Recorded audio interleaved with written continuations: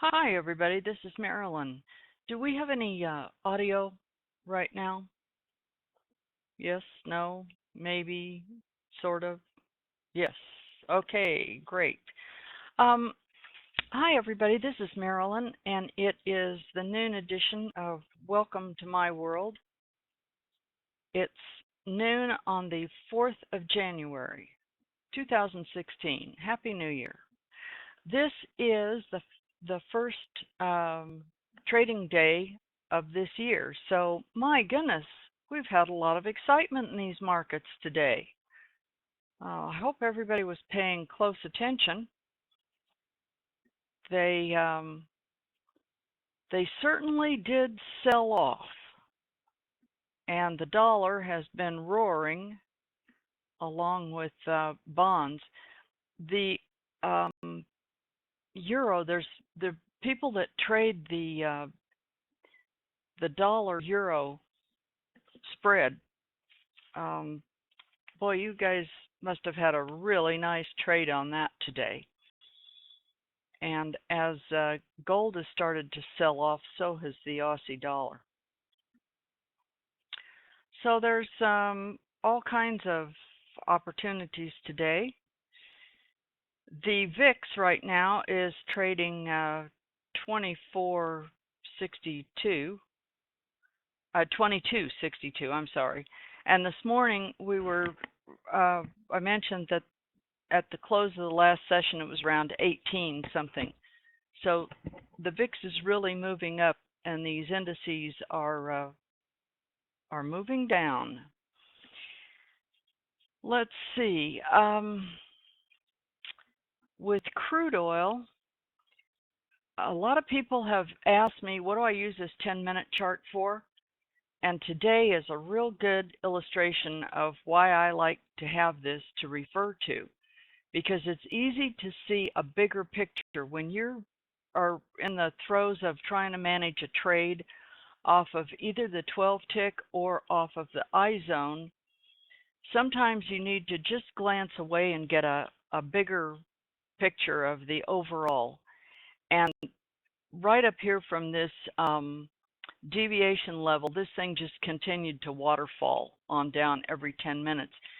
You can see that happening on 30 minutes, but when you're monitoring and babysitting a trade, these 30-minute candles can seem like a long time. So I do like to have the 10-minute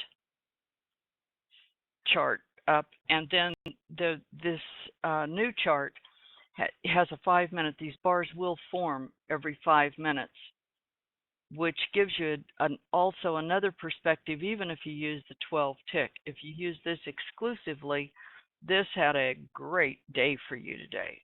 It's just wonderful.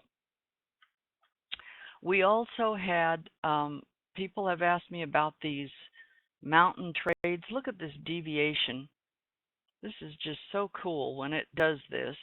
It goes up and then it just goes down.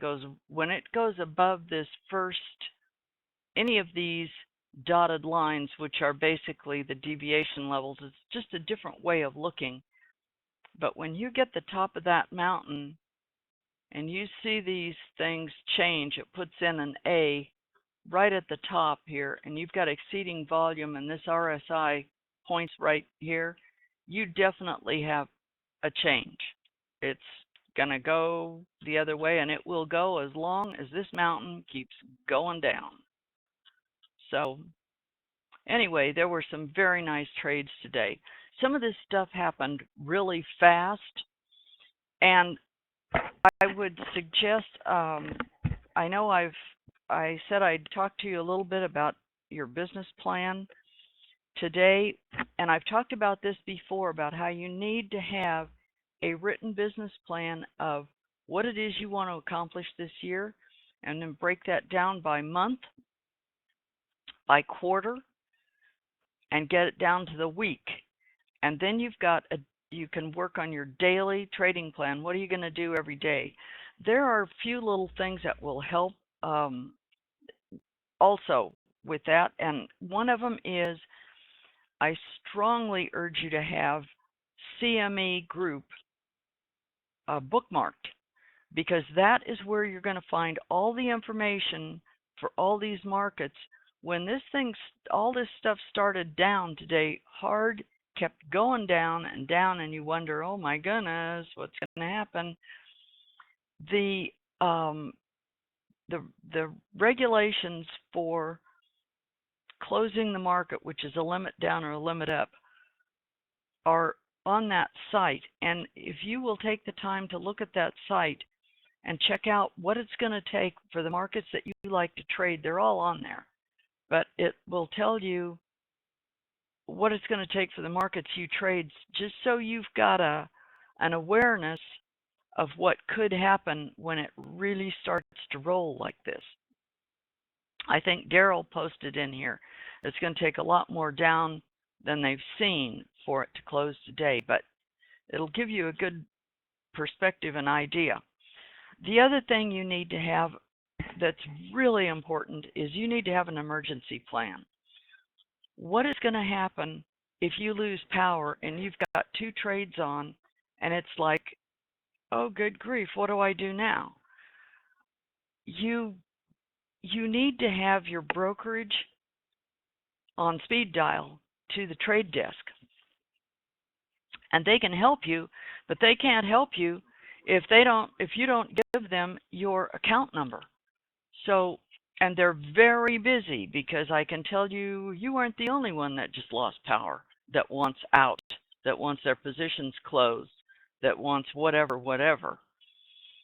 So you need to have your account number right in front of you, and either use your cell phone or figure out how you're going to communicate with them. Which brings me to another point. A lot of you are looking at replacing computers or adding to capacity of your computers and monitor system and what have you. In that mix, you need to figure out what kind of a backup power supply you have and how long will it keep your system up. I know I have a big one.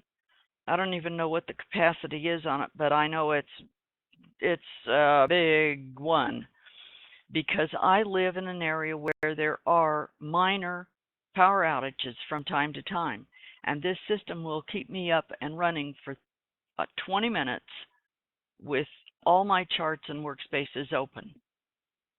After that, it's gone. But if you have something that will keep you up for 10, 15, 20 minutes, then you've got an opportunity to get yourself out of it, which also is a little safety measure. So an emergency plan, having the CME bookmarked is a good idea. And then the other thing is, everybody's so focused on what their production is supposed to be. What are you shooting for? And Daryl has a great 5% plan on the forum. I think most of us are familiar with that. It's excellent. And today he just posted something that you really need to get a clear view of this, because in addition to all this other stuff, you need to have a reward list, a reward plan. And he just took one of his rewards. There's no sense in going through all this and learning how to do this and saying, oh, good grief, and oh, good grief. Well, okay, so when you hit an accomplishment, when you get to where you're going, or a certain milestone or marker on your business plan, then you need to reward yourself for that. This doesn't need to all be, oh, good grief and oh, good grief. So make yourself a list of, when I get to here, then this is going to be my reward. And take your reward. And don't feel guilty about it. That's what you do this for. It's not, what you're not going to build your account to forever and ever and ever. So anyway, those are a few little tips that I think, I love Chief. That's great. His reward for today is to go to McDonald's. That's right. You can move up to a Happy Meal from a hamburger. But you get the idea that all this needs to be written down and in your plan. How are you going to execute this stuff? And then what are you going to do when you get there? How will you know you're there? So anyway, this afternoon, I'm not sure what to expect here. This stuff after lunch, it might turn around, it might continue down, or it could chop. That's what it could do literally every day. Normally in crude oil, when there is a big trend in the morning, it tends to be somewhat choppy in the afternoon and vice versa. These other markets are dependent on other things. Crude oil has got a lot of global news out right now on it. Today is the first, well, actually the first of the year, midnight on the 31st of December, lifted the ban on U.S. export of crude oil. And the very first tanker left Corpus Christi a few minutes after midnight. But there will be more of those. Most of them, I think, are headed to Europe right now. But there is definitely a drawdown in production in the U.S. And then if you've been watching the news, the Saudis and the Iranians are not playing well together right now. So that could affect some of the global supply. Anyway, when you trade a commodity, especially crude oil or any of the ag commodities, you need to pay attention to what's going on. So this is about all I have for today. I will come back on tomorrow morning at 8:30. One other tip I have for you is something that I have threatened to do for myself, and I finally sat down and did it. I printed out a whole year's calendar with the big squares so you can write stuff in there. And I went through and put down all the FOMAC dates. I put all of the OPEC meeting dates. I've got the contract roll dates. I have everything laid out because this is also a calendar that you can use for the mundane stuff like the dentist appointment and the whatever that's coming up. Schedule your vacations. If you're taking a 4-day weekend, put that on there. Mark that off. If you take Easter week off to be with your kids and your family, mark that off. You're not going to trade that week, fine.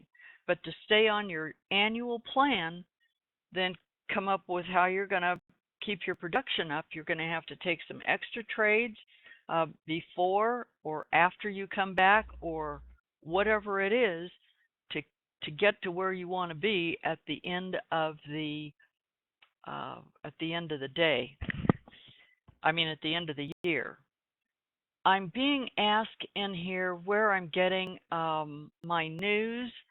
There are a number of places that you can get news. I know Denali's got a great site, and I've forgotten what the name of it is. I think I bookmarked it. That I haven't spent much time for crude oil. Maybe Denali, if he's around, can post that again. Some of it comes from Seeking Alpha. They have a website that will send you news on certain markets of interest. The API, American Petroleum Institute, puts out a lot of things. The USDA is another place to check if you like to trade the ags. If you're trading beans and corn and wheat and cattle and hogs and things like that, the USDA has some posts. Some of the brokerages have posts about some of these commodities also. Some of them are a little, I just caution you, that sometimes I wouldn't take all of that as the absolute gospel, because keep in mind that some of that stuff is coming from uh, people who get paid to talk. And if I had any confidence they got paid to be right, it might be a different matter. But my take on most of that is that they talk and talk and talk and talk, and so I don't pay too much attention to that. The ones that have the numbers, specific uh, production numbers, specific trading numbers, specific, and I don't mean trading for the pricing that you're going to trade. I mean economic factor numbers, things like that, uh, because those are going to be more accurate as a rule. Of course, I think you all know my feeling about this wonderful unemployment claims and some of this other nonsense that comes out of the U.S. But anyway, if anybody has any better ideas, by all means, post them in here. So I will come back on at 8:30 in the morning. Tomorrow morning, we've got some CAD news, and the CAD sold off quite a bit, uh, starting, I think, yesterday late afternoon when the markets first opened. But tomorrow morning at 8:30 is a couple of economic numbers for the Canadian dollar. And some of you might be trading the 6C. It trades very closely to crude oil, and it's not quite as volatile. It's not as fast a market. So anyway, this has been my view from my world in Apex land, brought to you by Apex Investing. I'll see you tomorrow morning. Thanks.